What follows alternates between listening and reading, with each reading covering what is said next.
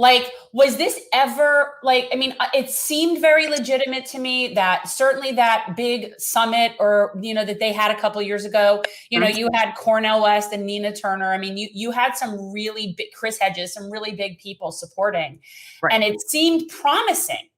And then what happened? Like, really, like what happened? So that convention was the thing that got me excited about People's Party.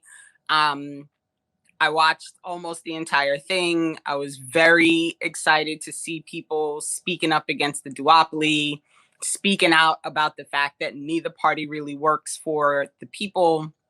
The idea that it wasn't going to be corporate run, that they weren't going to take big dollar donations from corporations, and it started out with millionaires and billion. Now it just says billionaires. It doesn't even say they won't take money from corporations anymore on the website. And when I joined, it was with the understanding that it was an organization with a horizontal structure that was going to be run with self-organizing systems. So we were all going to be our autonomous spaces, working within our state to make sure we had the rules in place to get things going, to do the work, to try and break the duopoly. It took probably, I would say, about 3 months for me to realize that no one knew what was going on. We were all kind of spinning in circles, trying to figure out like what the next step was, trying to get answers, to questions we would send. One time we sat down in our whole New York State at a meeting, we sat down and we came up with like a list of questions to send to CC to get answers about what exactly the expectation was, what they thought we were doing, what we were supposed to be doing. Can we get help with certain things? When we got answers, I think we got answers back for like half the questions, and the other half, it was, please wait, we'll get back to you. Somebody else will get back to you. So it was a constant, like, putting off of information, a constant waiting for someone to get back to us, a constant waiting for more information, waiting for access to something. They were never ready to do anything. And with time, what we learned was that's how all the hubs felt. Every hub felt that same exact way, that they didn't have any direction. They didn't know what they were doing. They didn't know, how to move forward. And when the petition that was signed by 200 people was presented, and this was in October of 2020, it was really an attempt to call attention to these things, to call attention to the fact that there were no bylaws, to call attention to the fact that there was no transparency, call attention to the fact that there were no meeting notes from, the CC meetings, all these things that we felt were really important if you're going to run an organization that's claiming to be setting out to start a major new party, to break the duopoly.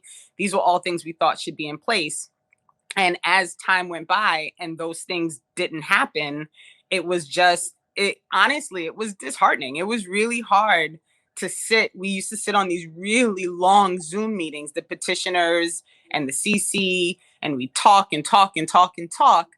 And a week would go by and they wouldn't do the thing that they said they were going to do. And it was just like this constant disappointment until eventually, a lot of us just got booted out. And it just, I woke up one morning and I didn't have access to anything. And, they claimed it was an abundance of caution.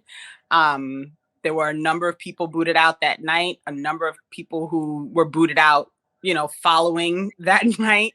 And we spent a long time really trying to call attention to the fact, we attempted to make some serious changes within the organization because the organization cannot work without these changes being made.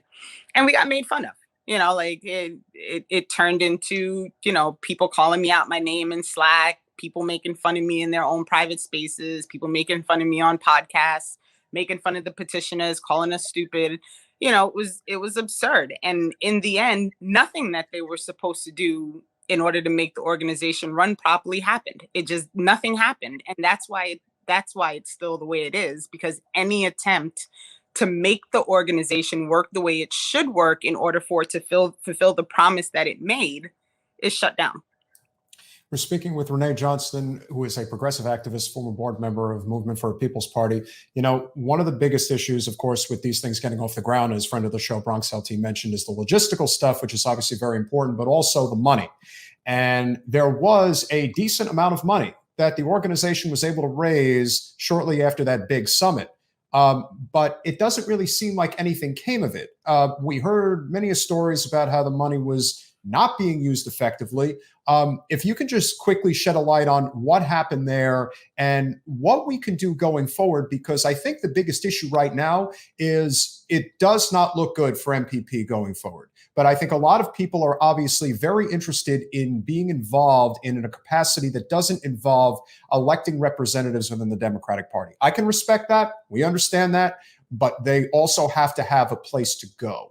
And that right now doesn't seem like it. Seems like it's nomads, as you like It to is. say, They're Jen. nomads. It's like when Jerry Garcia died and all the dead fans had to decide, are we going to follow Fish or what are we going to do? Are we just going to hang out? Like, they just don't know what to do with themselves. So how would you see it as far as the misappropriation of the money? Yeah. And then what ultimately would you recommend the movement do going forward? Where do you see those being people most effectively going forward? Yeah, the well-intended of that group.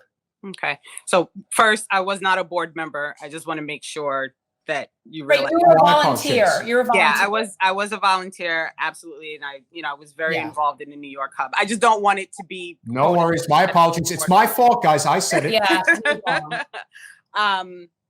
So the lack of financial transparency was one of the major issues, aside from the bylaws, the lack of communication, those types of things, because money is a big problem in politics, right? It is a huge issue in politics that people don't understand where the money's coming from, where the money's going, why there's so much money floating around. It's an impossible thing to track. So when they're getting donations from whoever, and this is something that bothers me deeply, is, some of these people who are giving their $5 a month, they can't afford to give that $5 a month, but they're giving it because they believe in the possibility, right? And so if you're told, well, just go check the IRS records, and then that's our transparency, that's our only level of transparency is the IRS records, that's not real transparency. It's not difficult to post your 990 PDF. Like, it's not a hard, everyone has to file one. You have to send it in. You're supposed to be this transparent organization that's letting everybody know what's going on. And no one can get real details because they use the rules of the IRS to hide the information. So if you can say, below the aggregate requirement, and just throw $60,000 together as one donation under that umbrella, who knows where that $60,000 came from? How would anybody know where that $60,000 came from? And how can you then turn around and say that your finances are totally transparent when you have $60,000 going into your account under an umbrella and you don't have any clarity about where that money came from? That's not transparency. So, that to me is it's a disservice. It's a disservice to the donors. It's a disservice to the volunteers. It's not the way any organization that's trying to be something different should be providing that information to the outside. Thanks for watching. If you want to support our mission to transform politics into service, please like this video, subscribe, follow us on social media, and consider joining our Patreon, where you'll get early access to our interviews as well as other exclusive content. Links are in the description. Peace out.